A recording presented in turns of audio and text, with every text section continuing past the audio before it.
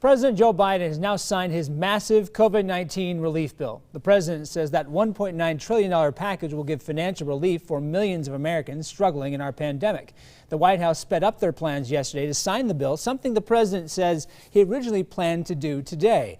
The president then gave an address to the nation, expressing his optimism for the future.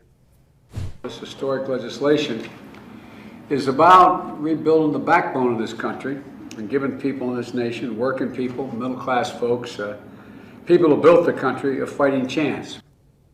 And while the president touts the bill as historic, many Americans look forward to the financial relief, but it did not receive bipartisan support. So here to weigh in on the politics behind the bill is Morgan Lyon-Cotti, the Associate Director of Utah's Hinckley Institute of Politics. Morgan, great to see you as always. You know, the money was something people wanted, but he didn't work with Republicans to do it. What does that do for our political divide? This is something President Biden addressed in his speech last night. He really was getting to unity. Of course, he was trying to reach out to the American people, and he's talking about masks and, doing what they need to do to keep people healthy. And he actually tried to downplay what had happened in Congress. He said, don't look at unity necessarily by the politics that are happening here. That said, this is going to be a huge issue in next year's election. A lot of the components of the bill are just one-year financial packages. And so we're going to see that the politics of who did and didn't vote for this come back around next year. So how much does that bite the president going forward? Well, it just depends on how popular this stays, right? So right now, this is a very popular bill. There's a lot of financial incentives for people to like this, the checks that are going to be coming. And it was interesting last night with his speech, he actually just barely touched on this. And perhaps that's because he didn't want to gloat. There's still so many people that are hurting. But in a year from now, can Republicans frame this in a way that, talk about socialism, something that they've talked about a lot, or talk about the financial burden, or will Democrats talk about the popularity and how this helped Americans? Can we talk about some of those things he mentioned in his speech now? One big thing is he's now pushing to have all Americans eligible for the vaccine by May 1st. How do you think states and their different governments will react to this? It's interesting. Here in Utah, I'm sure Governor Cox was saying, well, we're already there.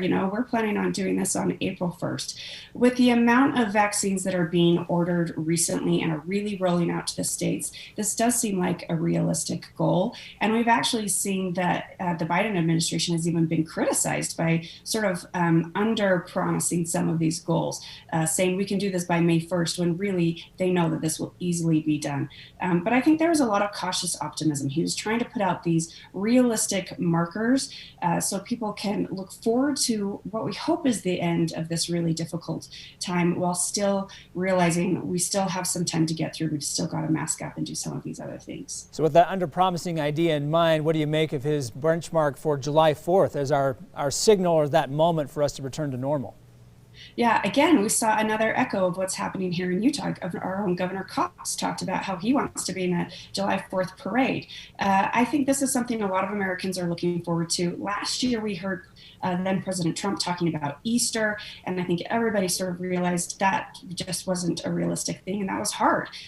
People did not realize how many holidays we would have that didn't look normal. And this July 4th still might not look normal. We still might not have these citywide celebrations and huge firework events, but just having that idea that you can get together for a barbecue and do some of these other things, I think that does provide people some hope. And I think all of us are optimistic that will stick with that timeline.